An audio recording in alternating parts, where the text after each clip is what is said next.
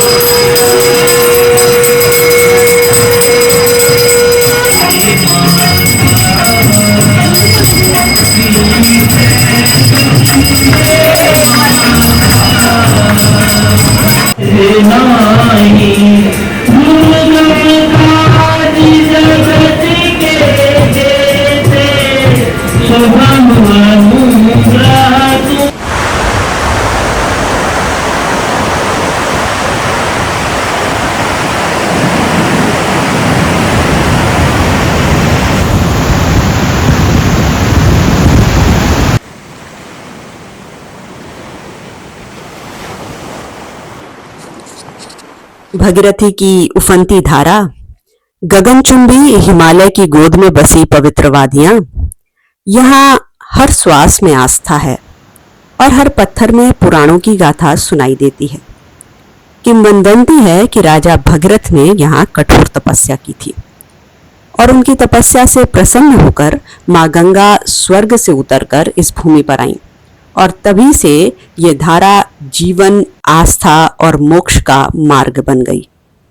जहाँ लहराती भगीरथी, गूंजते हैं शंख, गंगोत्री धाम का दर्शन है आज का अंक। सो है विवन, नमस्कार, मैं हूँ एकता सिंह और स्वागत करती हूँ आप सभी का आज के इस दिव्य सफर में। देखिए, गंगोत्री वह तीर्थ है जहाँ हर आस्था गंगा जल की धारा बनकर बह उठती है। तो आइए आज हम सब मिलकर इस दिव्य धाम की यात्रा की शुरुआत करते हैं।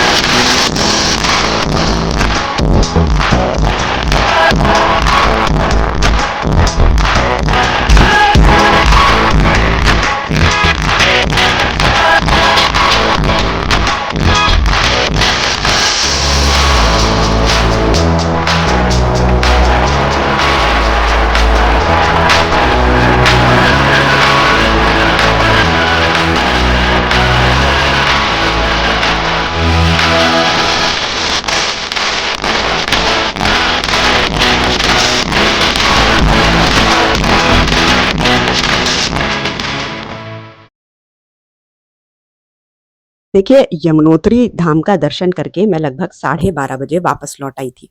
समय की बचत करते हुए मैंने तुरंत ही गंगोत्री धाम के लिए प्रस्थान किया।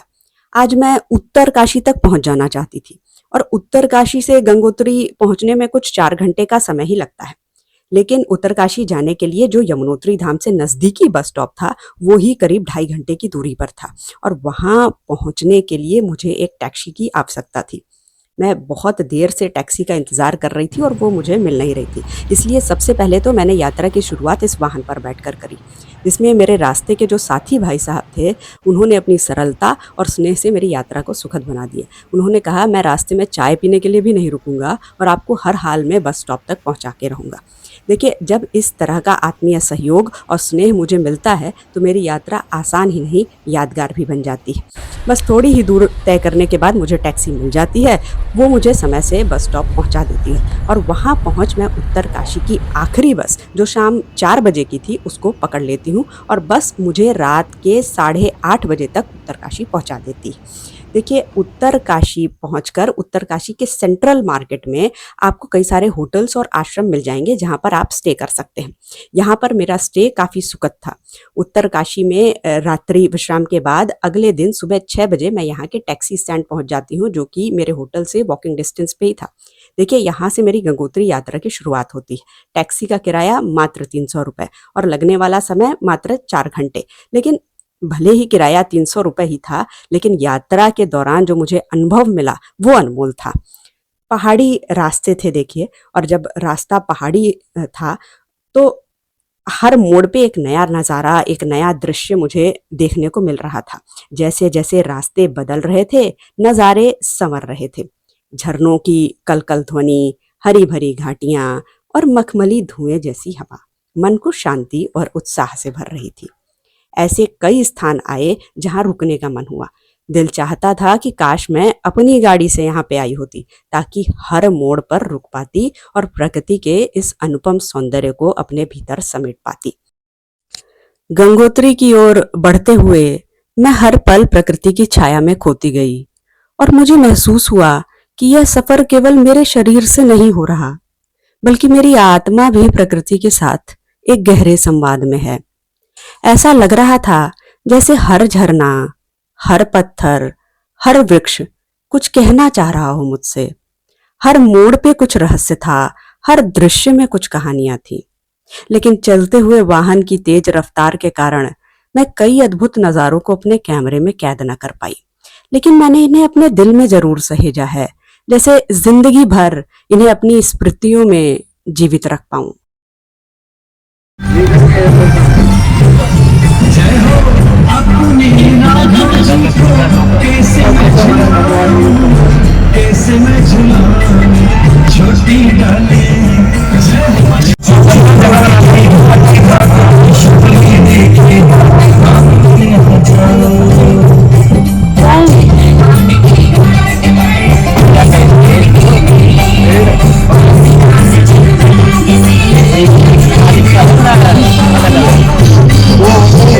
ठीक 4.5 घंटे बाद मेरी टैक्सी गंगोत्री धाम के मुख्य द्वार पर आकर रुक जाती है। वहां उतरते ही सबसे पहले यात्रा पंजीकरण की जांच हुई। दर्शन करने से पहले मैंने अपना सामान किसी होटल में रख देना ठीक समझा।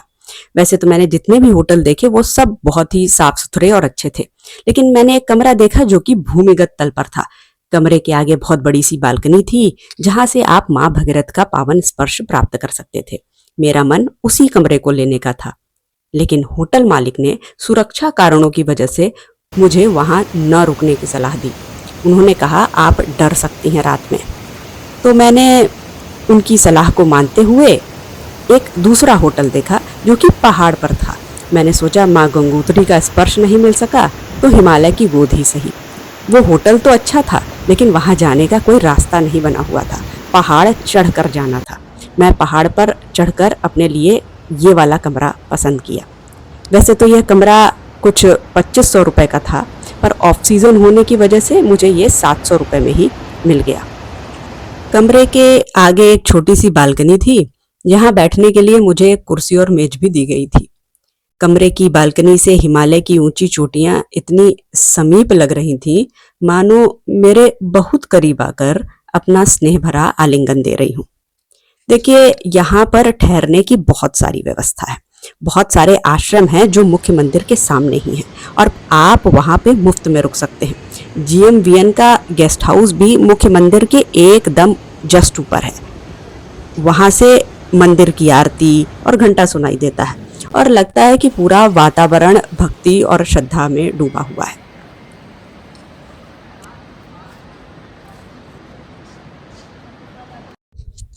बस अपना सामान कमरे में रखकर कुछ खा पीकर मैं सीधे मंदिर पर चली गई। माँ गंगा का प्राचीन मंदिर अपने श्वेत संगमरमरी छटा से जगमगा रहा था। मंदिर के ठीक पास भागीरथ शिला स्थित थी। ये वही पावन स्थान था जहां महाराजा भगीरथ ने कठोर तपस्या की थी। यही वो क्षण था जब मैंने भगीरथ जी की अद्भुत कथा को याद किया।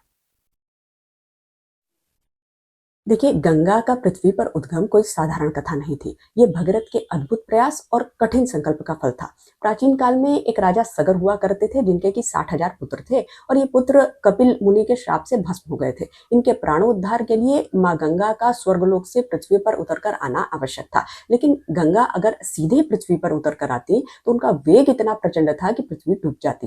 तो इस असंभव कार्य को संभव करने का संकल्प राजा सगर के वंशज महात्मा भगीरथ ने अपने कंधे पर उठाया। महात्मा भगीरथ ने संकल्प किया, मैं गंगा को पृथ्वी पर लेकर आऊंगा और अपने पूर्वजों की आत्माओं का उद्धार करूंगा। महात्मा भगीरथ हिमालय की गोद में तपस्यारत हुए, कभी जल त्याग कर, कभी अन्न त्याग कर और कभी वर्षों तक वायु का आहार कर वे ध्यानमग्न हुए। उन्होंने माँ गंगा से विनती की कि हे माँ, पृथ्वी पर उतर आओ और मेरी पूर्वजों की आत्माओं को शांति प्रदान करो। माँ गंगा ने कहा कि मैं अवश्य उतरूंगी, लेकिन मेरा वेग असह्य है, पृथ्वी मेरे वेग को सह नहीं पाएगी। महात्मा भगीरथ ने पुनः तपस्या की और इस बार उन्होंने महादेव को प्रसन्न किया। महादेव प्रकट हुए और बोले कि मैं गंगा को अपनी जटाओं में धारण करके पृथ्वी पर धीरे धीरे छोड़ूंगा। फिर एक दिन वो दिव्य क्षण आया जब मृदुल शीतल कलकल करती हुई गंगा पृथ्वी पर उतरी और राजा भगीरथ आगे आगे रथ पर चल रहे थे और माँ गंगा पीछे पीछे उनके गई और कपिल मुनि के आश्रम तक गई और उन्होंने वहां पे उनके पूर्वजों की आत्मा को शांति प्रदान करी। देखिए, तभी से माँ गंगा को भगीरथी भी बोला जाता है और राजा भगीरथ के द्वारा ये जो प्रयास किया गया था, कठिन प्रयास किया गया था गंगा के अवतरण का पृथ्वी पर, इस प्रयास को हम भगीरथ प्रयास कहते हैं। तो जब कोई भी इंसान बहुत असंभव कार्य करके दिखाता है अपने कठिन प्रयासों से, तो हम कहते हैं कि इसने भगीरथ प्रयास किया है। शाम होते होते यहाँ का पूरा वातावरण मंत्रमुग्ध कर देने वाला बन गया था। शाम में मैं कुछ देर के लिए इस आश्रम में भी गई जहाँ आश्रम के लोग संतों की सेवा पूरे भाव से कर रहे